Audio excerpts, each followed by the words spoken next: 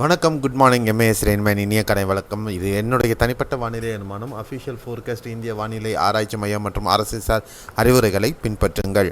நம்ம சேனலை நீங்கள் இதுவரையும் சப்ஸ்கிரைப் பண்ணலைன்னா சப்ஸ்கிரைப் பண்ணிவிட்டு பக்கத்தில் இருக்கிற பெல்லைக்கான் தொட்டு ஆல் நோட்டிஃபிகேஷன் எனேபிள் பண்ணிக்கோங்க. மறக்காமல் வீடியோவை லைக் பண்ணிவிட்டு ஷேரும் பண்ணிடுங்க. வீடியோ கீழே வியூ ப்ராடக்ட் ஷாப்னு ஆப்ஷன் இருக்கும். அதை கிளிக் பண்ணி ஃப்ளிப்கார்ட்டில் அமோகமான ஆஃபர்கள் இருக்குது, பயனடையுங்கள். இன்றைய வானிலை அனுமானம் 12 ஆகஸ்ட் 2025 உங்களுக்காக. இன்றைய வானிலையில் நம்ம மிக முக்கியமாக கவனிக்க வேண்டியது மத்திய இந்திய பகுதிகளில், குறிப்பாக வட இந்திய பகுதிகள்னு எடுத்துக்கலாம். குஜராத் பாவல்பூர்லேருந்து கிட்டத்தட்ட வங்கக்கடல் பகுதிகளில் ஒரு வளிமண்டல மேலடுக்கு சுழற்சி, அதாவது நார்த் ஹெட்பின்னு சொல்லக்கூடிய வட பகுதிகளில் ஏற்பட்டிருக்கக்கூடிய ஒரு அகண்ட காற்றழுத்த தாழ்வு பகுதி. ஸோ தமிழகத்தின் ஊடாக பயணித்து போன அந்த தாழ்வு பகுதி ஒரு அகண்ட, அதாவது ப்ராட் சர்க்குலேஷன் சொல்லுவாங்க.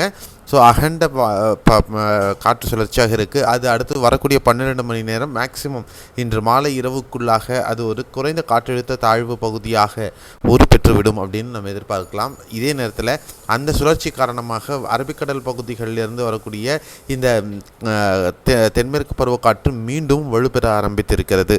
இதன் காரணமாக தென்மேற்கு பருவமழை கேரளாவில் மழையை தொடங்கி இருக்கிறது. இது வரக்கூடிய நாட்களில் தீவிரமடையவும் இருக்கிறது. ஸோ இந்த குறைந்த காற்றழுத்த தாழ்வு பகுதி மேலும் வலுவடைந்து நன்கு அமைந்த காற்றழுத்த தாழ்வு பகுதியாக மத்திய இந்திய பகுதிகள், மத்திய பிரதேசம், விதர்பா மாவட்டங்களை கடந்து மகாராஷ்டிரா ஊடாக செல்லக்கூடும் என்று எதிர்பார்க்கப்படுகிறது. அதில் சிறு அச்சாணி மாற்றங்கள் வரும் பட்சத்தில் அது குஜராத் வரலையும் செல்வதற்கு வாய்ப்புகள் இருக்கும். ஸோ இந்த காலகட்டத்தில் அடுத்த 26ஆம் தேதி வரலையும், இன்றைக்கு தேதி 12, அடுத்த 14 2 வாரங்கள் இந்த தென்மேற்கு பருவமழை வீரியம் பெற்று இருக்க போகிறது அப்படிங்கிறத நம்ம மிக முக்கியமாக பார்க்கணும். எப்பெல்லாம் மேற்கு காற்று வலுப்பெறுகிறதோ அப்போ தமிழகத்தில் மலைமறைவு பிரதேசம் அந்த பகுதிகளில் இடிமலை மேகங்கள் அதிகம் பதிவாகாது.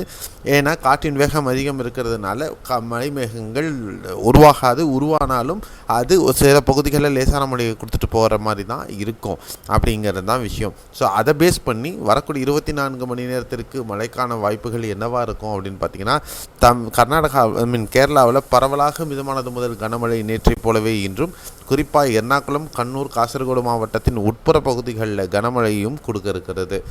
கர்நாடகாவில் இனி காவிரி நீர்பிடிப்பு பகுதிகளில் மழை தொடரும் அப்படிங்கிறதுனால மீண்டும் ஒகேனக்கலுக்கு வரக்கூடிய தண்ணீரின் அளவு, மேட்டூருக்கு வரக்கூடிய தண்ணீரின் அளவு படிப்படியாக மீண்டும் உயரும் அப்படின்னு எதிர்பார்க்கலாம்.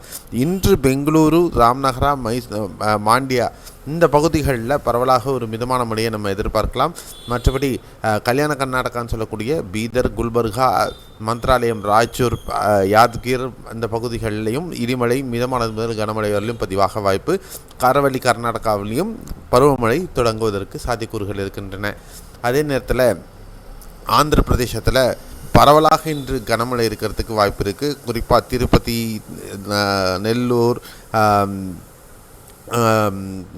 காவாலி, பிரகாசம் மாவட்டமாகட்டும், நந்தியால், கர்னூல், கடப்பா, அனந்த்பூர், இந்த பகுதிகள் எல்லாமே கனமழைக்கான வாய்ப்பு. மத்திய ஆந்திர பகுதிகள், குறிப்பாக விஜயவாடா மற்றும் சுற்றியுள்ள பகுதிகள், ராஜமுந்திரிக்கு வரலும் பார்த்திங்கன்னா பலத்த மழைக்கு வாய்ப்பு இருக்குது. வட கடலோர மாவட்டங்களில் பரவலாக கனமழை இருப்பதற்கான வாய்ப்புகள் இருக்குது. தெலுங்கானாவில் இன்று முழுவதுமாக இந்த மேற்கு மாவட்டங்கள், குறிப்பாக யாத்கிர், ஜங்கோன், வரங்கல், கரீம்நகர், பெத்தப்பள்ளி, மஞ்சிரியால், ஜெய்சங்கர், வரங்கல், முழுகு, கொத்தகுடி, மஹபூபாபாத், கம்மம், சூர்யாபேட் இந்த பகுதிகளில் பலத்த மழைக்கான வாய்ப்பு. ஹைதராபாத் மற்றும் சுற்று வட்டார பகுதிகள் மற்றும் பரவலாக மிதமானது முதல் கனமழைக்கான வாய்ப்புகளும் இருக்குது. இது அடுத்த ஒரு 4-5 நாட்களுக்கு இந்த கனமழையானது இந்த பகுதிகளில் தொடர்வதற்கு வாய்ப்புகள் இருக்கிறது.